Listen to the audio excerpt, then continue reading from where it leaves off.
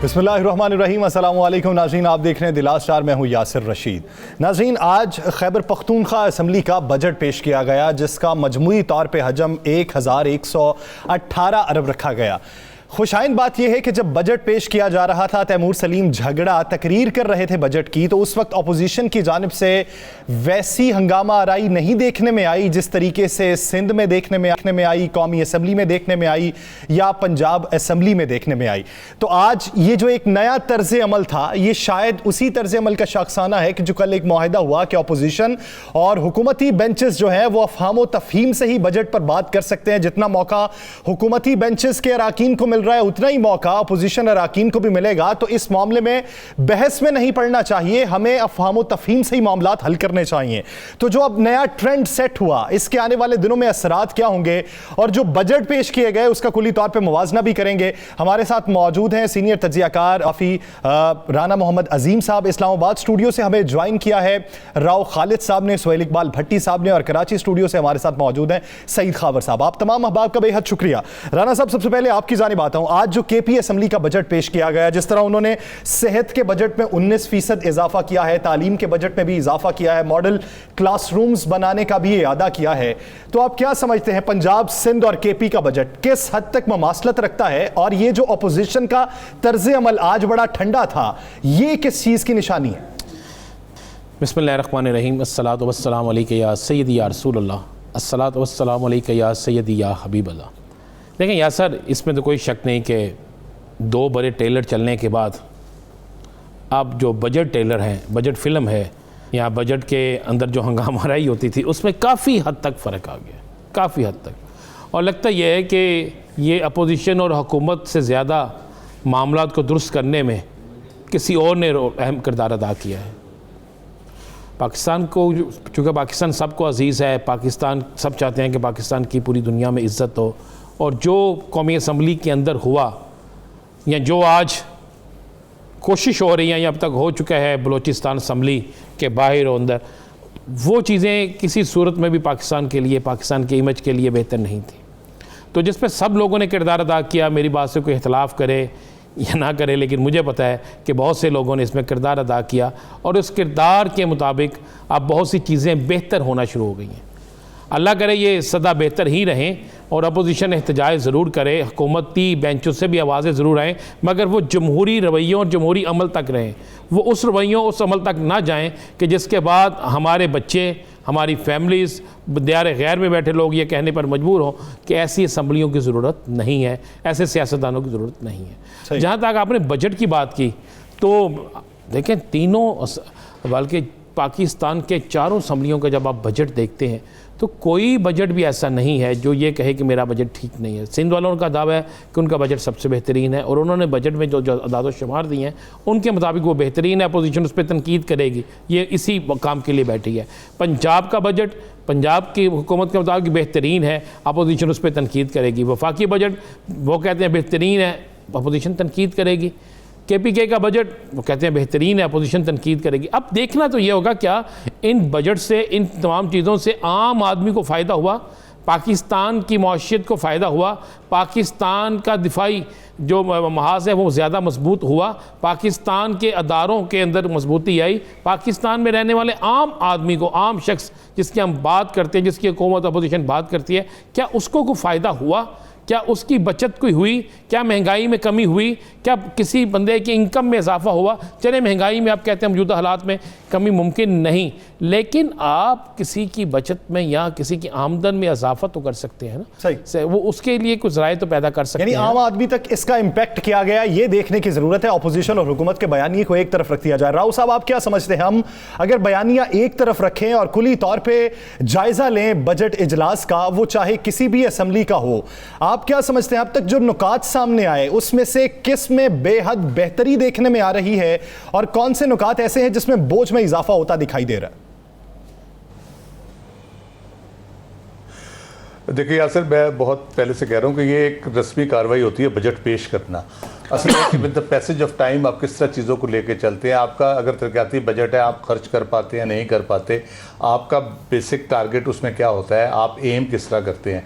मेरा ख्याल है ये पहली दफ़ा है कि इस दफ़ा जो एक महंगाई को मद्देनज़र रखते हुए, फिर जो सहूलतों के हवाले से आम आदमी को उसको मद्देनज़र रखते हुए बहुत सी चीज़ें एक डिफरेंट तरीके से करने की कोशिश की गई है, जिसमें एक सैलरीज़ को बढ़ाना, कमोडिटीज़ को कंट्रोल करने के लिए ज़राअत के पैकेज के ज़्यादा से ज़्यादा हमारी जो अजनास हैं वो ज़्यादा से ज़्यादा हों, ताकि हम जो फूड सिक्योरिटी का एक एलिमेंट है वो खुद कफ़ील हों और उसके साथ प्राइसेस भी कंट्रोल हों।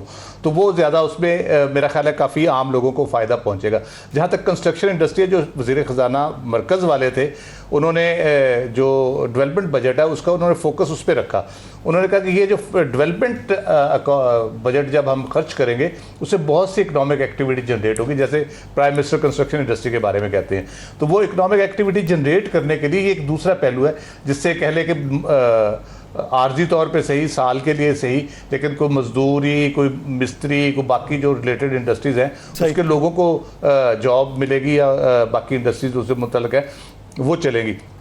सारे सूबे तकरीबन फोकस इस तरह से रख रहे हैं। केपी के बजट का पर्टिकुलर मैं बात करूंगा, उसमें दो तीन चीज़ें बहुत उन्होंने की हैं। एक तो अर्सवाइल फाटा के जो ज़िला है उसके लिए बहुत बड़ी ह्यूज डेवलपमेंट मरकज़ भी कर रहा है, 115 अरब मेरा ख्याल है केपी ने उसके लिए एलोकेट किया है। दूसरा हेल्थ के लिए बड़ा, यानी वो तो पायनियर है इसमें, हेल्थ कवरेज देने के हवाले से पूरे सूबे को वो कवर कर चुके हैं।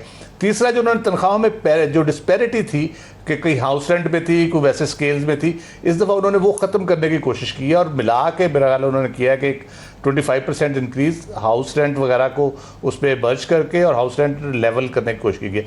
उसके बाद एक सबसे इंटरेस्टिंग चीज़ जो किसी सूबे ने नहीं की, और बलूचिस्तान का तो भी पता चलेगा क्या करते हैं वो, अगर वो कहते हैं सैलरीज के हवाले से कुछ जो एडजस्टमेंट्स में जो प्रॉब्लम होगी उसके लिए कमीशन बना दिया गया है कि आप फौरी तौर पे उसको रिपोर्ट करें कि जी यहाँ से हमारा ये जो इंक्रीज था ये ठीक नहीं हुआ, ये गलत हुआ है, तो उसको आप एड्रेस कर सकते हैं। एक इनोवेटिव किस्म की चीज़ें उसमें हैं, पर तैमूर सलीम झगड़ा साहब की वजह से हैं, या वाकई केपी गवर्नमेंट ज़रा और तरह से सोचती है बाकी सूबों की निस्बत। तो ओवरऑल उन्होंने अच्छा किया। सिंध हुकूमत ने भी डेवलपमेंट बजट का सारा किया, लेकिन मसला ये आता है कि पंजाब में भी इशू रहा, सिंध में भी रहा। पंजाब में जब मुस्लिम लीग नून की हुकूमत ये इशू था कि बजट तो बड़ा अच्छा रखा जाता है डेवलपमेंट के लिए, लेकिन वो बाद में विड्रॉ करके लाहौर या एक दो बड़े शहरों में वो खर्च कर दिया जाता था। अब क्या वाकई वो दूसरे शहरों तक जाएगा? यही कराची का मसला रहा। कराची में जो डेवलपमेंट स्कीमें हैं या उसकी प्रोग्रेस होनी है वो उस तरह से नहीं हो पाती, और बाकी इलाकों में उसकी खपत वहाँ पे दावे ज्यादातर होते हैं लेकिन अमल दरामद कम होता है।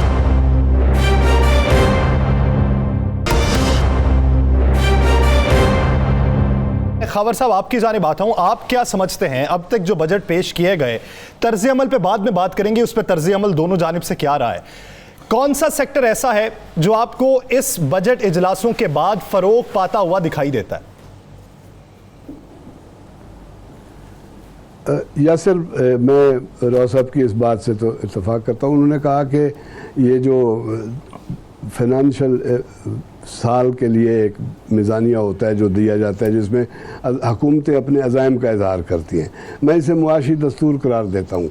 जो हुकूमतें अपने एक साल के लिए बताती हैं कि इस आने वाले एक साल में वो अपने स्टेक होल्डर्स के लिए क्या करेंगी, आवाम के लिए क्या किया जाएगा, चीज़ों को, उनकी कीमतों को कंट्रोल में रखने के लिए क्या किया जाएगा, फूड सिक्योरिटी के लिए क्या किया जाएगा, पाकिस्तान के अंदरूनी और बैरूनी चैलेंजेस से निपटने के लिए किस तरह से माली इक़दाम किए जाएंगे। इस हवाले से देखा जाए तो ये सारे बजट अगर इख्तलाफ बराए इख्तलाफ को एक तरफ रख दिया जाए तो इनमें इन बजटों में बेहतरियां हैं, और लेकिन उन्हें मज़ीद बेहतर बनाने की ज़रूरत है। लेकिन आप देखें, जैसे वफाकी बजट में मुझे एक बात बहुत अजीब लगी कि आप गाड़ी बनाने के लिए तो रियायत दे रहे हैं, छोटी गाड़ियाँ सस्ती हो जाएंगी, लेकिन उसके बरक्स साइकिल पर आप 17% टैक्स लगा रहे हैं। ये कहाँ का इंसाफ है?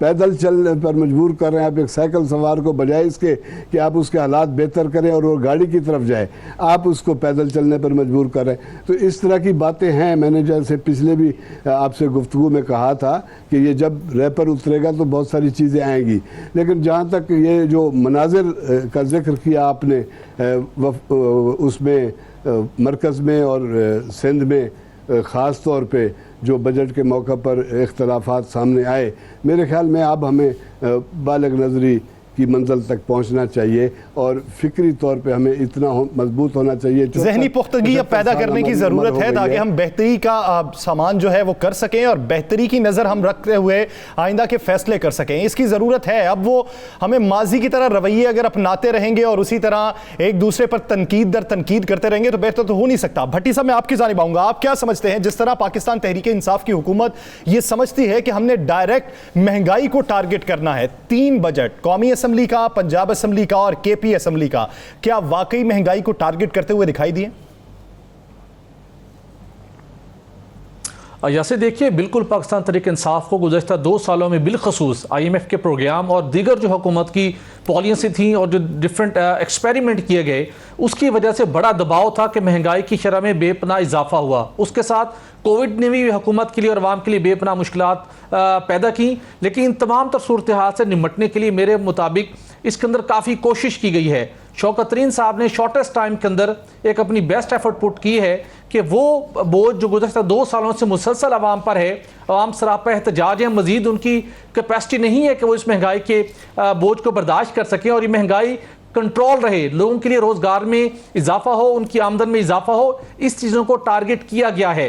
यही वजह कि उसके असरात हमें कुछ अर्सा पहले से नज़र भी आ रहे थे, आने वाले दिनों में मजीद भी आएंगे, चूँकि जब भी मुआशी पहिए की रफ्तार बेहतर होती है, इकनॉमिक एक्टिविटीज़ में इजाफा होता है और उसके साथ हुकूमत इन्फ्लेशन को कंट्रोल करने में कामयाब हो जाए तो ये एक बड़ी विन विन सिचुएशन होती है अवाम के लिए भी और हुकूमत के लिए भी। अवाम को रिलीफ मिलना शुरू हो जाता है। लेकिन जो इसके अंदर 2-4 ऐसे मामला थे चूँकि कौमी खजाने में इतना क्वेश्चन नहीं था कि हुकूमत तमाम चीज़ों को एड्रेस कर पाए, कुछ चैलेंजेस बदस्तूर मौजूद हैं, जैसा कि गर्शी कर्जा 2500 अरब रुपए का मौजूद है। उसके साथ बिजली के निर्खों में इजाफा पेंडिंग है 4.5 रुपए फी यूनिट। हुकूमत ने उसको कैसे एड्रेस करना है, बजट के अंदर कोई इजाफी सब्सिडी नहीं रखी गई। उसके साथ जो मुख्तलिफ सनतों को हुकूमत ने सब्सिडी देनी है उसको इस बजट में शामिल किया गया है, लेकिन हर साल वो सब्सिडी अपनी लिमिट से बढ़ जाती है क्योंकि सनती शोबा महंगी तवानाई से उसका बोझ नहीं उठा सकता।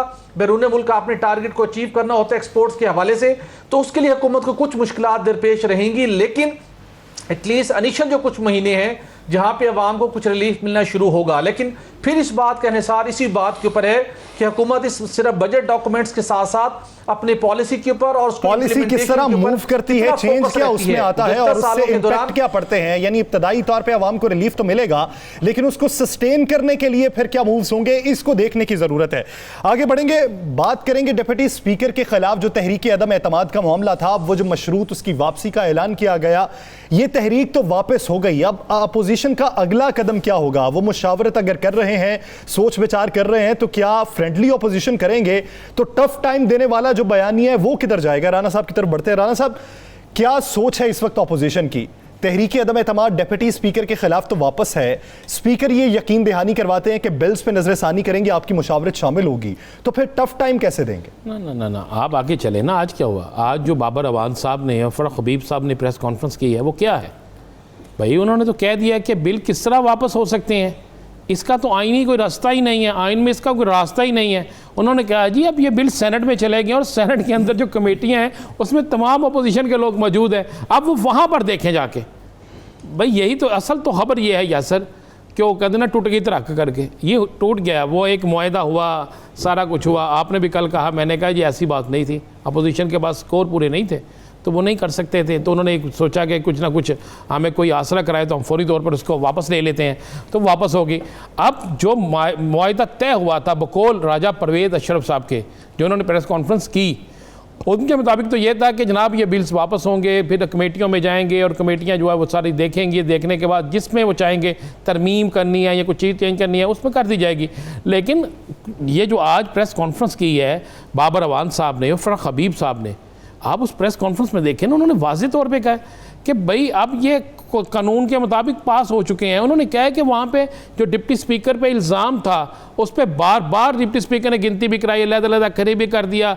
उन्होंने अपोजिशन ने जो इतराज़ किया डिप्टी स्पीकर ने वो भी दूर किया। उसके बाद उन्होंने कहा अब ये सेनेट में चलेगा। अब असल मामला ये है कि अपोजिशन सर पकड़ के बैठ गई है। सर पकड़ के बैठ गए कि हमारे साथ, अब ये मानने के लिए कोई तैयार नहीं कि हमारे पास वोट पूरे नहीं थे। अब वो कहते हैं जी हमारे साथ बड़ी ज़्यादती हो गई है। बाबर वान साहब की प्रेस कॉन्फ्रेंस के बाद अब आने वाले दिनों में मैं आपको बता दूं, अपोजिशन दोबारा कोई चीखो पुकार करेगी, दोबारा असम्बली के अंदर जो है वो शोर शराबा शुरू होगा, दोबारा वो इस पर संजीदगी से गौर शुरू करेंगे कि हमारे साथ जो हुआ है ये नहीं होना चाहिए था। अब क्या होंगे, अब कुछ लोगों से, अब आज हुकूमती और अपोजिशन बेंचों से कुछ अहम लोगों की आपस में गुफ्तगू हुई है जो इस सारे दौरानिए में एक दूसरे को इकट्ठा करने पे लगे हुए थे। तो उस पर अपोजिशन ने बाकायदा अपना गिला किया है कि जी बाबर अवान साहब और फराह हबीब साहब की जो प्रेस कॉन्फ्रेंस है, इसके बाद हम अपने साथियों को क्या जवाब दें। और अपोजिशन जो है उसके अंदर बड़ा इस मामले में शदीद इसराफ पाया जा रहा है। और अब आपको ये भी बता दूं कि इस पर कुछ अपोजिशन रहनुमाओं को तनकीद का सामना भी करना पड़ रहा है, उन लोगों से जो पार्लियामेंट के अंदर तो नहीं लेकिन पार्लियामेंट के बाहर बैठ के पार्लियामेंट की सियासत को इंजॉय भी करते हैं और उस पर अहकाम जारी भी करते हैं। तो यासिर ये मामला बिल्कुल तब्दील हो गया है। अब फ्रेंडली अपोजिशन या दूसरी अपोजिशन वो तो एक अलहदा मामला है। जिन नकात पर बकौल राजा परवेज़ अशरफ इत्फाक हुआ था उन सब से तो इनकार कर दिया। आप अगर प्रेस कॉन्फ्रेंस गौर से सुने बाबर अवान साहब की और फराह हबीब साहब की, तो आपको उसमें नज़र आ जाएगा कि अगर दोबारा ये कौमी असम्बली में ही ये बिल जो है डिस्कस होने हैं, उन्हीं कमेटियों में जाना, उन्होंने कहा सेनेट में जाएं, सेनेट में उनके लोग मौजूद हैं कमेटियों में, वो वहाँ पर उसे चेक कर सकते हैं कि अपोजिशन की जानिब से इस मौक़िफ़ की तायीद की जाती है, बहस सेनेट में लेके जाई जाती है, या फिर वो दोबारा से ये फैसला करते हैं कि हम तहरीक वापस लेके आएंगे। अब ये भी देखना है कि अगर तहरीक वापस लेके आएंगे तो जिस तरह मरियम औरंगजेब साहिबा कहती हैं कि अब हमारा बड़ा हो चुका है, अब डिप्टी स्पीकर नहीं स्पीकर के खिलाफ आएगी, तो फिर देखते हैं अगले दिनों में मूव क्या होगा। नाज़रीन, दीगर इश्यूज़ पर बात करेंगे एक शॉर्ट ब्रेक के बाद। स्टे विद अस।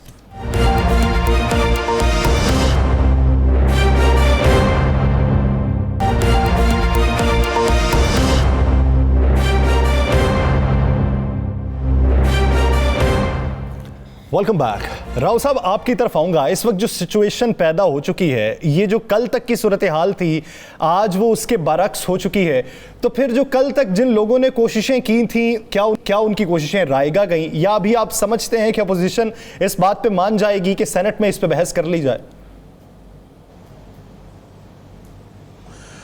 देखिए, ये जो सूरत हाल है ओवरऑल सारी, राना साहब ने बिल्कुल ठीक कहा। टेक्निकली आप उसको सेनेट से विड्रॉ करके असेंबली में उस तरह से नहीं ला सकते।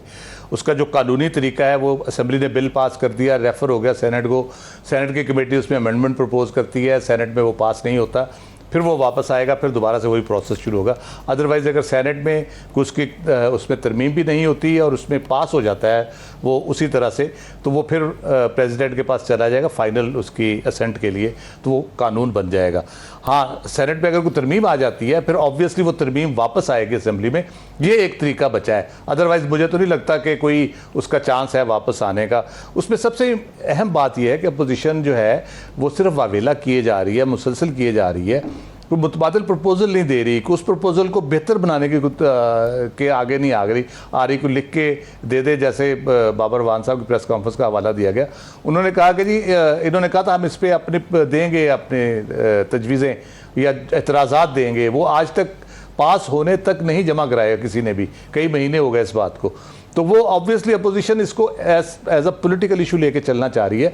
थोड़ा सा इलेक्शन कमीशन की वजह से उनको सपोर्ट मिल जाती है, इलेक्शन कमीशन भी आए बाएँ शाएँ कर रहा है इस इशू के ऊपर, तो वो इसलिए इसको एक पॉलिटिकल इशू ज़्यादा है। ये जेन्युइनली अगर देखा जाए तो मेरे ख्याल से ये बहुत इंपॉर्टेंट है कि आप अपने निज़ाम को ट्रांसपेरेंट किस तरह से कर सकते हैं। अगर आप ईवीएम के जरिए नहीं करना चाहते तो अपोजिशन को चाहिए दूसरी प्रपोजल्स लेके आए कि किस तरह से उसको ट्रांसपेरेंट किया जा सकता है। वो उनका एक ही है जी, हमारे इलेक्शन जी सिलेक्ट हो जाते हैं, सिलेक्टेड हो जाते हैं, वो इस तरह चेंज हो जाते हैं, उस तरह चेंज हो जाते हैं। भाई उसका हल निकालो। वोट वाले दिन पर्टिकुलरली जिस दिन वोट कास्ट होने हैं उस दिन के लिए आपको स्ट्रेटजी जो है वो इलेक्शन कमीशन के साथ बैठ के, अपोजिशन जमातों, हुकूमत जमातों बैठ के वो बनानी चाहिए। आप इलेक्ट्रॉनिक वोटिंग नहीं चाहते, आप दूसरी बता दें। दूसरा हुकूमत अगर एक बिल लेके आई है तो उसके मुतबादिल फिर अपोजिशन के पास भी प्रपोजल होना चाहिए, बेहतरी का फैसला होना चाहिए, दोनों में से जो बेहतर हो उसको चूज कर लेना चाहिए। लेकिन अपोजिशन के पास अगर प्रपोजल नहीं है और सिर्फ तनकीद है तो फिर सवालिया निशान तो बनता है। आगे बढ़ेंगे और बात करेंगे वजारत खजाना के हवाले से। वजारत खजाना ने जो बजट तरतीब दिया और उस बजट को तरतीब देने में कहीं आसाइशें दी गई, कहीं नया टैक्स नहीं लगाया गया, लेकिन महसूलात को जमा करने का जो हदफ रखा गया वो बज़ाहिर अगर स्टैट देखे जाएं तो वो फिर बराबर पूरे नहीं उतरते। तो फिर किस पे बोझ डाला जाएगा? अगर इदारों को रिलीफ दिया गया है, इदारों का बोझ कम किया गया है, तो क्या फिर अवाम पे वो बोझ डाला जाएगा? जब काबीना मीटिंग में इस बात पे फैसला हो रहा था तो उस वक्त बहुत से वज़रा की जानिब से वज़ीर ख़जाना के प्रपोजल पे तनकीद भी की गई, एतराज़ भी किया गया। लेकिन अब महसूलात का जो हदफ है वो अवाम की जो इनकम है उसके साथ कैसे मवाजना करते हुए बेहतर होगा, या बोझ अवाम पे ही पड़ेगा? महंगाई को जो टारगेट किया जाना था वो एक सिर्फ नारा रह जाएगा। बढ़ेंगे भट्टी साहब की जानिब। भट्टी साहब, 150 अरब का बजट जो है वो इतलात ये है कि डायरेक्ट अवाम के सर पे है। किस तरीके से अवाम के सर पे है? रिलीफ किधर से था, बोझ किधर? यासिर, देखिए, जब भी कोई हुकूमत बजट साजी का अमल शुरू करती है और उसको जब फाइनलाइज किया जाता है बजट डॉक्यूमेंट्स को, तो उससे पहले तमाम मुतल्लिका वजारतों के साथ मुशावरत होती है। बिलखुसूस कौमी मनसूबों से मुतल्लिक अहम तरीन मशावरत की जाती है। किस शोबे को कितना रिलीफ देना है, किस शोबे के ऊपर इजाफी टैक्स लगाना है और कौमी अहमियत के मनसूबों को कैसे तरजीही लिस्ट में रखना है। ये मशावरत हुई। शौकत तरीन साहब ने करते बहुत अच्छा होमवर्क किया, लेकिन उसको इफेक्टिवली कंक्लूड नहीं कर पाए, जिसकी पहली रिफ्लेक्शन मिली जब बजट दस्तावेज और बजट का जो हुजम है और उसके जो सेलेंट फीचर्स हैं वो मंजूरी के लिए वफाकी काबीना के इजलास में पेश हुए 11 जून को। तो वहाँ पे सरप्राइजिंगली बहुत से ऐसे वज़रा वहाँ पर मौजूद थे जिनकी वजारत ख़जाना के हुकाम के साथ जो मामलात कौमी मनसूबा से मुतल्लिक तय पाए थे उनमें तब्दीलियाँ थी। कुछ ऐसी तजवीज़ लाई गई थी जिनके ऊपर पहले मशावरत ही नहीं की गई थी। तो शौकत तरीन साहब बेसिकली ये देख रहे थे कि उन्होंने किस तरीके के साथ अवाम के ऊपर कम से कम बोझ डालते हुए अपने रेवेन्यू का हदफ हासिल करना है। लेकिन मशावरत में वाज़े फुकदान उस दिन देखा गया। कुछ डॉक्यूमेंट्स इससे रिलेटेड मुझे पढ़ने का मौका मिला। तो पहले एक बड़ा मामला था कि पाकिस्तान को तवानाई के शोबे के अंदर संगीन चैलेंजेस का सामना है। हमें अपनी तकरीबन 60% जो पेट्रोलियम मसनूआत इंपोर्ट करना पड़ती हैं, बिलखसूस हम पेट्रोलियम मसनूआत में पेट्रोल और डीजल की बात करें, हमारी रिफाइनरियाँ जो हैं वो हमारी ज़रूरत पूरी नहीं कर पा रही, क्योंकि वो फर्नेस ऑयल बहुत ज़्यादा तैयार करती हैं, पुरानी हैं, यूरो 2 तैयार करती हैं, जो कि हमें यूरो 5 आलमी मार्केट के मुताबिक जाना चाहिए। मुशावरत हुई थी, जो रिलीफ दिया गया था बजट डॉक्यूमेंट्स में उसको विड्रॉ कर लिया गया। 17% GST लगा दिया गया, 2.5% कस्टम ड्यूटी लगा दी गई, जबकि तय हुआ था कि कस्टम ड्यूटी नहीं लगेगी। इसी तरह जो टैक्स एग्जम्पशन का टाइम पीरियड था वो मेंशन नहीं था, कम कर दिया गया। तो उसकी वजह से एक मुश्किल सूरत हाल पैदा हुई। उसके बाद मोबाइल फोन्स के हवाले से इंटरनेट के इस्तेमाल के ऊपर जो टैक्स के ऊपर पहले मुशावरत नहीं की गई थी उस दिन लगाया गया। काबीना अरकान ने वाज़े तौर पर मुखालफत की। सबसे बढ़कर जो FBR के अफसरान को जो फाइलर टैक्स पेयर हैं उनसे मुतल्लिक जो गिरफ्तारी का इख्तियार था, जो उनके खिलाफ कार्रवाई का इख्तियार था, वहां पर वजीर कानून ने इस बात की खुली मुखालफत की। वफाकी वज़रा ने उसकी मुखालफत की कि आप इस तरीके से जो डेटर्स क्रिएट करना चाहते हैं, मिस यूज ऑफ पावर होगा, आप ऐसा मत कीजिए। अल्टीमेटली फैसला ये हुआ, जिसकी अभी तक रिफ्लेक्शन नहीं मिली, कि FBR जो फाइनल कानून अब मंजूर होगा उसके अंदर कैबिनेट ने ये अप्रूवल दी है कि आपने कोई भी ऐसी कार्रवाई करने से पहले किसी फाइलर के खिलाफ थर्ड पार्टी ऑडिट करवाना होगा किसी प्राइवेट फर्म से, फिर उसके खिलाफ आप गिरफ्तारी का या कोई और एक्शन उसके खिलाफ ले सकेंगे। ये कैबिनेट ने बाज़ाब्ता तौर के ऊपर डायरेक्शन दी है, मंजूरी दी है विद फुल कंसेंसस। उसके बाद मामला आता है इजाफी रेवेन्यू का मामला। मुशावरत का फुकदान था, जो मोबाइल फोन्स के इस्तेमाल पे इंटरनेट के इस्तेमाल से जो इजाफी रेवेन्यू लेना चाहते थे उसको वहां डिस्करेज किया गया। फिर ये रास्ता निकाला गया कि हम पेट्रोलियम डेवलपमेंट लेवी बढ़ा देते हैं, इसके जरिए से हम वो कुशन जो हम बाकी साइड से वज़रा ने मुखालफत की हम पूरा नहीं कर पा रहे, तो हम पेट्रोलियम डेवलपमेंट लेवी से पूरा कर लेंगे।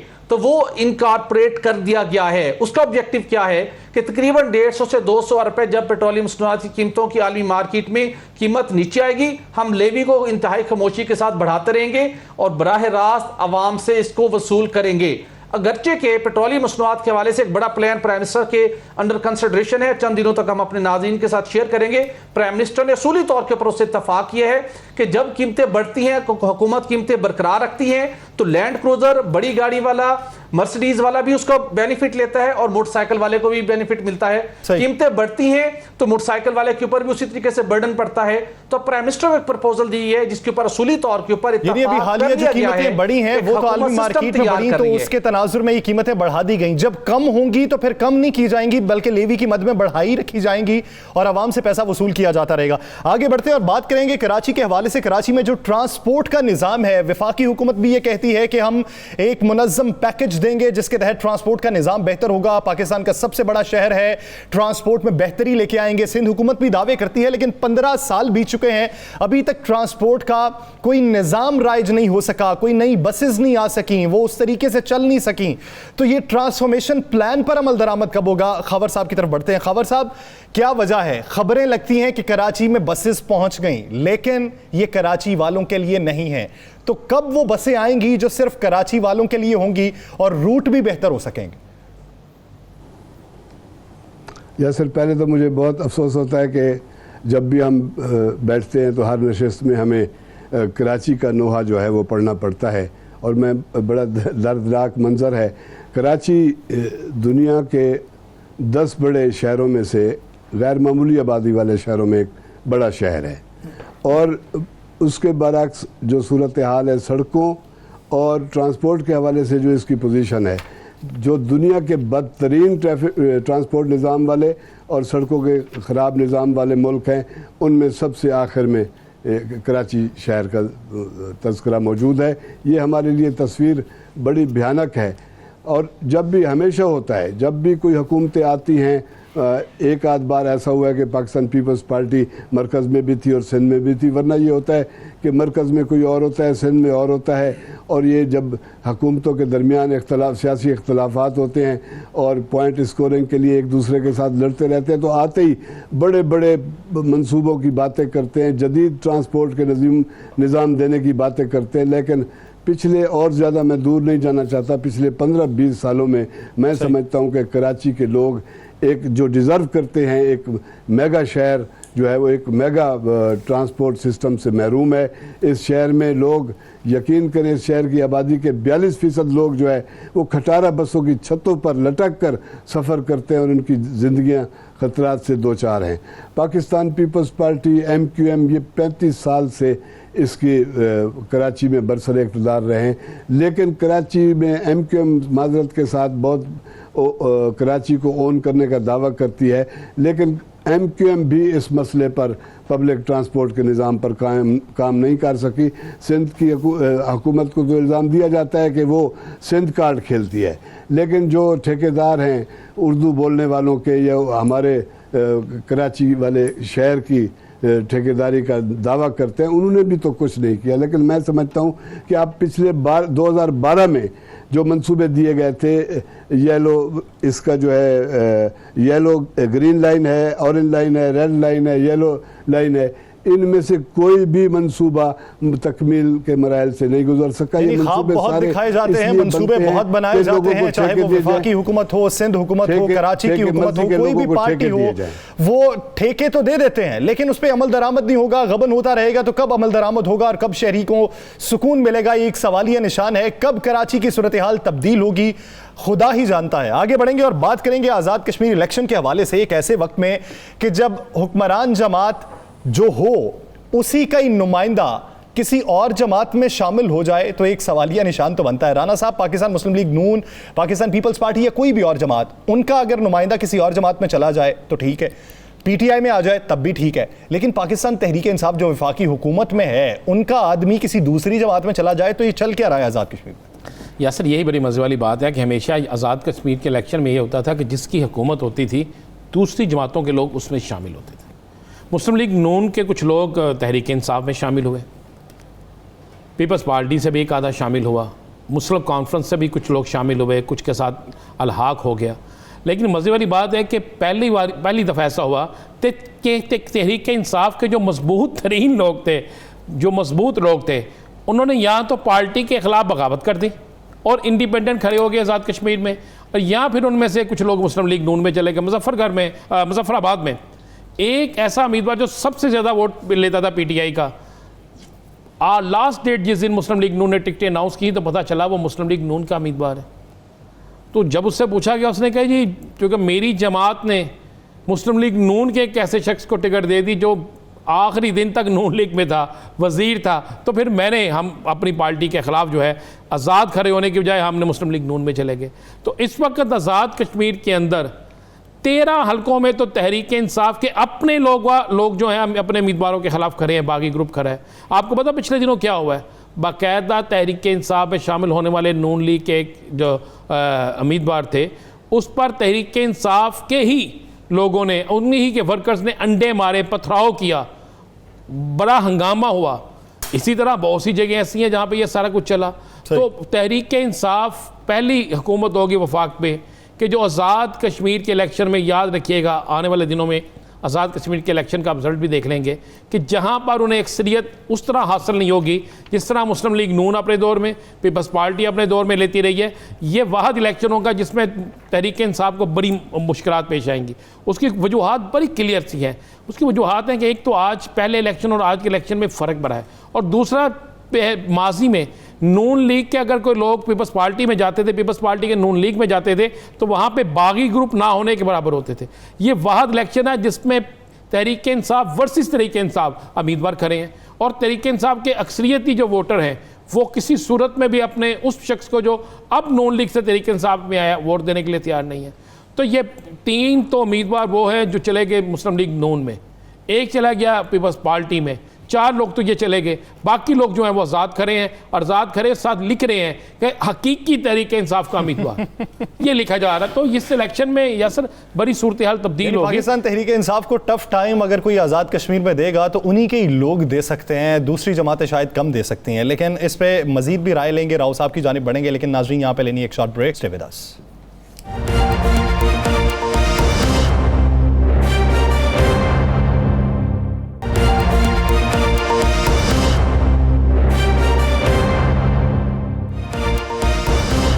वेलकम बैक नाज़रीन। ऐसे वक्त में कि जब आज़ाद कश्मीर में सरदार अतीक अहमद खान साहब जो साबिक वज़ीर आज़म भी हैं, उनकी जो पार्टी है उन्होंने इल्हाक कर लिया पाकिस्तान तहरीक इंसाफ के साथ कि आइंदा इंतखाबी इल्हाक होगा, हमारी जो सीट एडजस्टमेंट होगी, तो पाकिस्तान तहरीक इंसाफ के दीगर जो लोग हैं वो दूसरी पार्टीज में क्यों जा रहे हैं, या वो अलग टिकट पे क्यों खड़ा होना चाहते हैं? राव साहब की जानिब बढ़ेंगे। राव साहब, आज़ाद कश्मीर की सियासत में हालिया क्या तब्दीली वाक़ई हुई है कि जिसकी वजह से लोग पीटीआई से मुतनफ़र हुए? देखिए, मुतनफ़र की बात उस तरह से नहीं है, ये बदकिस्मती है पीटीआई की। इलेक्शन जब भी होता है और टिकटों की तकसीम ख़ास तौर पे जब होती है तो इनको इसी किस्म का सामना करना पड़ता है।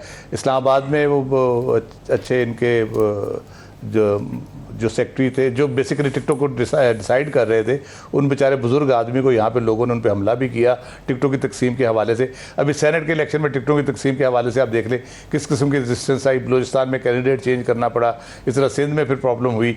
पीछे 2018 के इलेक्शन में मियाँ साहब के करीबी अजीज़ और बहुत अच्छे दोस्त सारे जो थे उनके काफ़ी सारे जो नाराज़ हुए वो बुनियादी तौर पर टिकटों की तकसीम के हवाले से इख्तलाफात शुरू हुए जो बाद में बहुत ज़्यादा बढ़ गए और उसके बाद अलहदगी उनकी हो गई।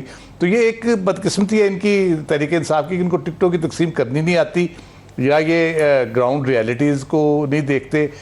जैसे बैरिस्टर सुल्तान इनके जो हैं, इनको जो कमेटी बनानी चाहिए थी बेसिकली, वो कश्मीर पे जो लोग हैं उनसे मुतल्लिका लोग हैं जो वहाँ की सियासत को समझते हैं, उनसे मुतल्लिक उस सियासत से मुतल्लिक है, उनकी कमेटी बनानी चाहिए थी। राव साहब, ये तो ऐसा लगता है कि टिकट ये तकसीम करते हैं लेकिन एक टिकट कोई तकसीम कर देते हैं। जिस तरह राना साहब ने इशारा किया, एक तरफ लिखा है हकीकी पीटीआई, एक तरफ लिखा है पीटीआई, यानी इन्होंने तकसीम करते वक्त एक ही टिकट को मजीद तकसीम कर दिया।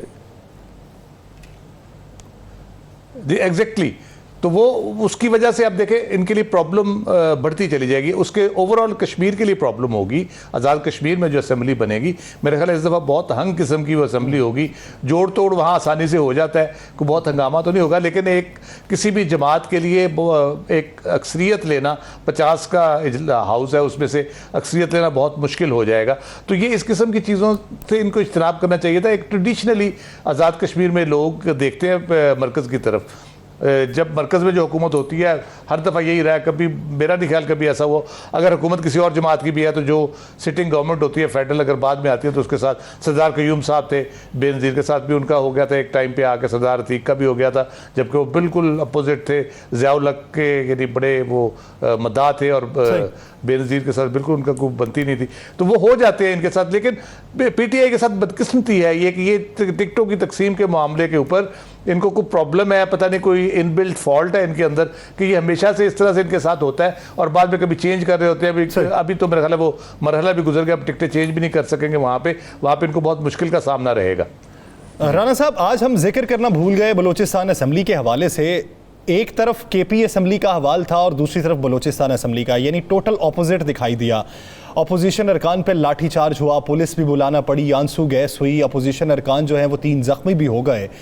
तो क्या वजह है बलूचिस्तान के अंदर कि जो हुक्मरान जमात है उससे अपनी ही जमात के कारकुन भी नाला हैं, वो पाकिस्तान तहरीक इंसाफ से भी अक्सर गिला करती है, तो अपोजिशन का जो रवैया है इस हद तक वो क्यों अग्रेसिव हुआ?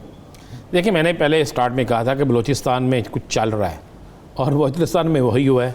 देखिए, आज जो वहाँ पे हुआ, पुलिस खड़ी होगी, पुलिस ने अपोजिशन को पहले एहतजाज नहीं करने दिया, अपोजिशन वाले और पुलिस एहलकारों से आपस में हाथापाई हुए, बड़ा भरपूर एहतजाज हुआ। बलूचिस्तान हाई कोर्ट ने आपको पता ये भी आर्डर कर दिया कि वो तमाम रास्ते खोल दिए जाए, चाहे वो रास्ते जो बलूचिस्तान असम्बली के बाहर बंद थे या शहर के दीगर जगहों पर बंद थे, इस वजह से कि लोग एहतजाज करने आते हैं, उन रास्तों को 1 घंटे के अंदर 1 या 1.5 घंटा भी इतना टाइम दिया गया कि खोल दिया जाए। तो उसके बाद आज बजट और बजट इजलास, फिर उसके बाद ये सारी सूरत हाल, ये तो होना ही था। देखिए, बलूचिस्तान में सूरत हाल चेंज है। स्पीकर वज़ीर आला बलूचिस्तान के खिलाफ है, वज़ीर आला बलूचिस्तान स्पीकर के खिलाफ है, इनकी आपस में एक ही हुकूमत में होकर सख्त इख्तलाफ रहता है। तो उसके बाद अपोजिशन जो है वहाँ पे वो भी मौजूद है और अपोजिशन हर सूरत में चाहती है वहाँ, देखें ज़हन में रखिएगा, वहाँ पर मौलाना फजलुर रहमान का हल्का अखबाब है, वहाँ पर अख्तर जो मेंगल है उसका हल्का अखबाब है, वहाँ पर अचकज़ई है, वहाँ पर दीगर जो है हुकूमत मुखालिफ तंजीमें वो मौजूद हैं, वहाँ पर उनके लोग मौजूद हैं। तो ये तवक्को नहीं, इससे बल्कि ज़्यादा तवक्को थी कि इससे ज़्यादा वहाँ पे कुछ हो सकता है, क्योंकि बलूचिस्तान के अंदर हमेशा आप बलूचिस्तान असम्बली का कोई एक बजट मुझे दिखा दे, कोई एक बजट जो पुरअमन तरीके से हुआ हो, जिस पे ये जो, लेकिन आज तो इंतहा हो गई है ना। उम्मीद तो थी कि शायद जिस तरह KP में कुछ तब्दीली आई है या जिस तरह कौमी असम्बली में कुछ तब्दीली आई है तो ये कुली तौर पे ही तब्दीली हमें देखने को मिलेगी, लेकिन ऐसा नहीं हुआ। भट्टी साहब, आप क्या समझते हैं कि इस वक्त जो सूरत हाल पैदा हुई बलूचिस्तान असम्बली में बिलखुसूस और कौमी असम्बली में गुज़श्ता रोज़ जो होती रही है, तो ये हमें पॉजिटिव चेंज किस तरीके से लाना चाहिए? यानी आप अपोजिशन अरकान पे डंडे बरसाएं, आंसू गैस की शेलिंग करें, यानी आम आवाम नहीं, अब तो वो लोगों पे आंसू गैस की शेलिंग हो रही है जो अरकान असम्बली हैं, तो ये असल बेहतर हल क्या निकलेगा इसका? यासर, अलमिया है ये बड़ा, हमने ये तवक्को की थी कि कौमी असम्बली के अंदर जो कुछ हुआ था वो आइंदा दोबारा कभी ना हो, और अच्छी बात थी कि अपोजिशन और हुकूमती अरकान के मबैन एक तरीके का तय हुआ और कौमी असम्बली में तो हाउस इन ऑर्डर हो गया। KP के अंदर भी देखा सूरत काफ़ी बेहतर थी। लेकिन मामला ये जो जहाँ तक बलूचिस्तान की असम्बली का मामला है, बलूचिस्तान के अंदर ना किसी भी पार्टी जो पोलिटिकल पार्टी के इंटरेस्ट हैं उससे ज़्यादा इंडिविजुअल के इंटरेस्ट वो ज़्यादा वहाँ पर स्ट्रॉन्ग हैं, प्रवेल करते हैं। पार्टी के बजाय इंडिविजुअल अपने मुख्तलिफ मफादात की रोशनी में वो मसाइल भी पैदा करते हैं और वहाँ पर जो अपने टारगेट्स अचीव करने के लिए वो प्रेशर ग्रुप का रोल भी प्ले करते हैं। लेकिन जब ये बजट का मामला था और जो पहले कौमी मंजरनामे के ऊपर जो सारी सूरत वाज़ेह हो चुकी थी, काश कि आज ये सब कुछ ना होता। वहाँ पर किसी कोई भी साल हो, वहाँ पर जो मुख्तलिफ हुकूमत और अपोजिशन के अरकान के मबैन एक कन्फ्लिक्ट रहता है, इवन हुकूमती अरकान के मबैन भी, चूँकि एक पार्टी का स्ट्रॉन्ग होल्ड नहीं है वहाँ पर, वहाँ से भी अचानक वहाँ पर इख्तलाफ और बगावत शुरू हो जाती है। लेकिन यहाँ पर इस वक्त जो मौलाना फजलुर रहमान साहब का एक फैक्टर है वो भी बहुत काफ़ी एक्टिव है और उसके साथ काफ़ी अरसे से पहले भी वज़ीर बलूचिस्तान को हटाने के हवाले से मूव हुई, लेकिन वो कामयाब ना हो सकी। तो लेकिन आज अगर ये सब कुछ एक्सपेक्टेड था तो वज़ीर आला बलूचिस्तान को ये चाहिए था अपोजिशन के साथ कोई तय करते कि ये वज़ीर क्या करते। भट्टी साहब, आप ये देखिए, मैं खबर साहब की जानिब एक स्टांस ले लूं, फिर हमें ब्रेक पे भी जाना है। खबर साहब, आप क्या समझते हैं कि वज़ीर आला पे बोतल फेंकी गई, मुश्तइल अफराद शीशे तोड़ दें असम्बली के, तो ये असम्बली है, अखाड़ा है, मोहल्ला है क्या? देखिए, एक तो इससे ज़ाहिर होता है कि बलूचिस्तान के लोग जो है वो सख्त गुस्से और इश्तियाल में हैं, उन्हें मुतमईन किया जाना चाहिए। मुख्तलिफ महाजों पर जो उनके अंदर बेचैनी पाई जाती है उस पर उन्हें मुतमईन किया जाए और उन्हें एतमाद में लिया जाए। और अगर मैं ये समझता हूँ हुकूमत ये जो और ऑपोजिशन ही हुआ है, लड़ती रहे वहां पे, सियासी- अगर तो बात विफाक की हो तब तो समझ में आती मैं है। वही अर्ज कर रहा हूँ मैं वही अर्ज कर रहा हूँ कि वहाँ जो इस वक्त बरसर इक़्तिदार पार्टी है वो रातों रात इसलिए बनाई गई कि वो बरसर इक़्तिदार आएगी। जो सियासी जमातें सियासी जदोजहद से निकल कर आगे नहीं बढ़ती उनका यही हाल होता है। आप ये देखें कि जिस तरह यानी अगर हमारे आप एक साथी ने कहा भी सही हुकूमत में कि शामिल हैं या ऑपोजिशन में हैं तो आप नुमाइंदगी कर रहे हैं अवाम की। क्या अवाम ये समझते हैं कि आप इस तरह की हल्ला गुल्ला करें या इस तरह की हंगामा आराई करें, उनकी बेहतरी के फैसले की बजाय आपसी लड़ाई में वक्त गुजार दें? सोचना होगा हम किस तरफ को गामजन हैं। नाज़रीन, से मुझे और सब मेहमानों को दीजिए इजाजत। अल्लाह ने के बाद।